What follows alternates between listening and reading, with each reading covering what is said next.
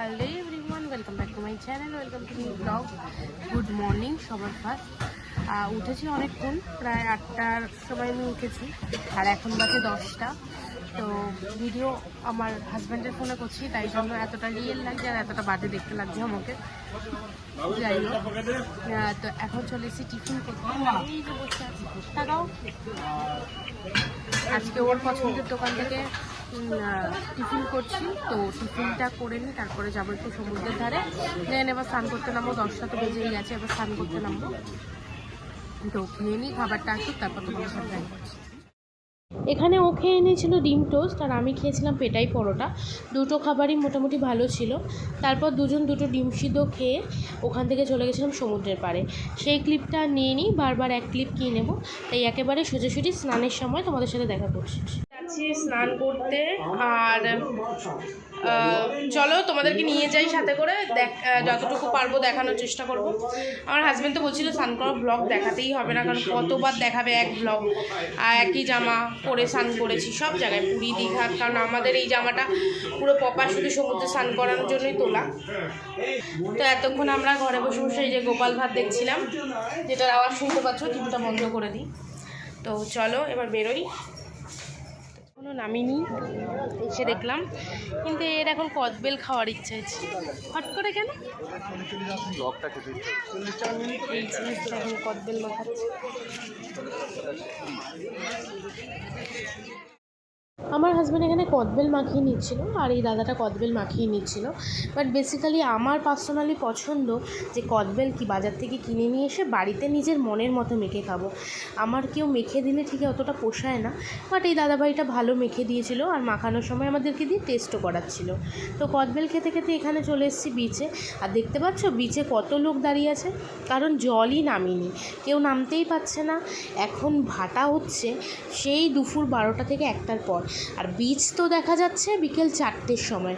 4টের সময় গেলে তখন একটু বিচ দেখা যাচ্ছে, নয়তো সারাদিনে কোনো সময় আর বিচ দেখা যাচ্ছে না। সকালবেলাও জল একদম উঁচুতে, আবার রাত্রিবেলাও জল প্রচণ্ড উঁচুতে থাকে। এই সময়টাই স্নান করার জন্য আমার মনে হয় বেস্ট হবে, কারণ 4টে অতবেলাতেও তো স্নান করা যায় না। তাই 1 ঘন্টা 1.5 ঘন্টা আমি আর আমার হাজব্যান্ড স্নান করেছি, তখন আস্তে আস্তে জলটা নিচে নামছিল। কিন্তু ব্লগ করবো কি, ঢেউ এত বড় বড় দিচ্ছিল যে একদম জল পুরো ফোনে এসে লাগছিল। নামাতে আমি শুনলাম দেখছি বোটিংও নামছে, এতক্ষণ বোটও নামাতে পারিনি, মানে এতটাই জল ছিল। বোটও নামাবে কোথায়, কাস্টমারও বা পাবে কোথায়, কারণ কাস্টমার তো নামতেই পারছে না। অত বড় বড় ঢেউয়ে কেউ বোটে উঠতে সাহসও পাবে না, এই বোটও এখন নামাচ্ছে। যাই হোক, আমি ভিডিওটা বেশিক্ষণ করতে পারিনি, কারণ এত বড় বড় ঢেউ দিচ্ছিল যে ফোনে এসে লাগছিল। এই ভিডিওটুকু এটুকুই রাখলাম। স্নান করে উঠে একটা ডাব খেলাম, খেয়ে হোটেলে চলে আসলাম। এবার তোমরা ভিডিওটা দেখো। খেতে বেরিয়ে গেছি, প্রায় 2:45 বাজে, প্রায় কি 2:45 বাজে। তো এখন যাই, দেখি আগে তো কিছু পাই কি না, কারণ 2:45 বেজে গেছে, অনেক বেলা হয়ে গেছে, তাই না গো বলো? অনেকটা বেলা হয়ে গেছে।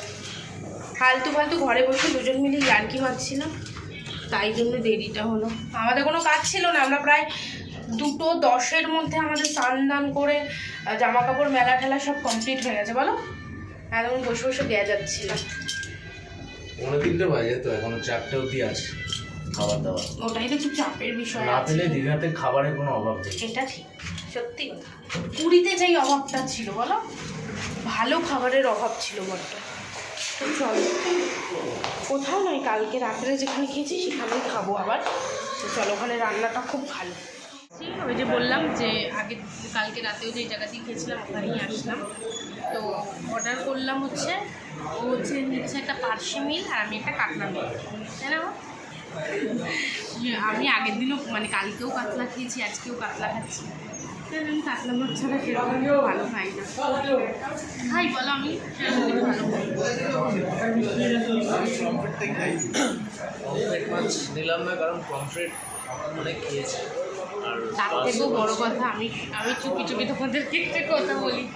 এখানে এসে আমাদের সামনের টেবিলেই একজন পার্শে মাছ খাচ্ছে, ওনার পাশের পাশে অফিস দেখে আর লোক সামলাতে পারিনি, নিজেও আর মানে কোনো দিকে তাকাইনি, আমি পাশে মিল নেবো। মানে আমি বলছি তুমি কী গো লোকের পাতে নজর দিচ্ছ, ওনার না পেট খুলে আজকে ওনার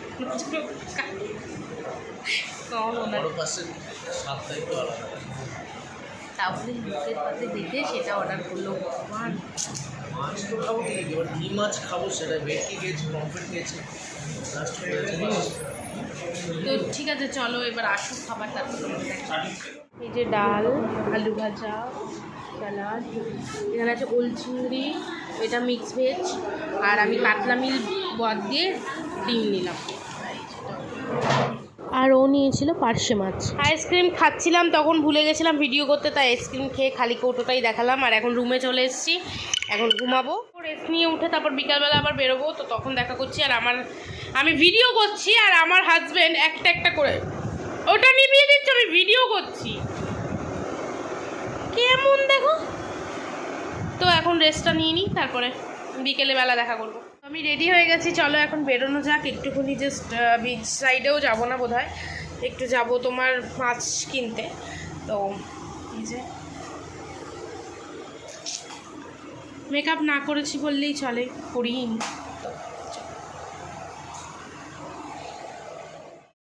বেরিয়েই সোজা হামলে পড়লাম মাছের দোকানে, কারণ আমার হাজব্যান্ড তো একদম মেছো ভূত। যাই হোক, ওই যে মাছ দুটো ভাজছে ওই মাছ দুটোই আমরা নিয়েছিলাম, চিতল মাছ। কিন্তু পরে জানতে পারি এখানে একটা দোকানদারের কাছ থেকে যে অরিজিনাল চিতল এখানে কেউ দেয়ই না, পাঙাশ মাছটাকেই চিতল মাছ হিসাবে চালায়। আর আমি পাঙাশ মাছটা পছন্দ করি না, বাট চিতল মাছ হিসাবে খেয়ে নিলাম। তো তারপরে আরেকটা দোকানে গিয়ে নিয়ে নিয়েছিলাম পমফ্রেট মাছ, সেটাও ফ্রাই করছিল।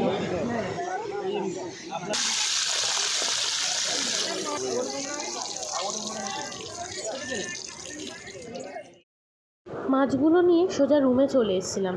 সবসময় তো ওখানে দাঁড়িয়ে খেতে ভালো লাগে না, তাই রুমে নিয়ে এসে খেয়েছিলাম। কিন্তু সেই ক্লিপটা আর নেওয়া হয়নি, খাবো আর কতবার ক্লিপ নেব বলো। যাই হোক, তারপরে ওখান থেকে গিয়ে আবার ঘুগনি নিয়ে নিয়েছিলাম। ঘুগনি খেতে খেতে সমুদ্রের পাড়ের বসে সমুদ্রের এই দৃশ্য উপভোগ করা কী যে শান্তি। চলে এসেছি রুমে, অনেকক্ষণই হয়ে গেছে, এতক্ষণ দুজন মিলে বসে বসে কাউতাল করছিলাম আমি আর আমার হাজব্যান্ড।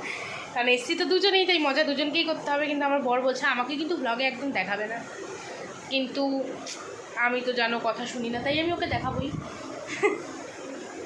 হাসছে দেখো মিটি মিটি।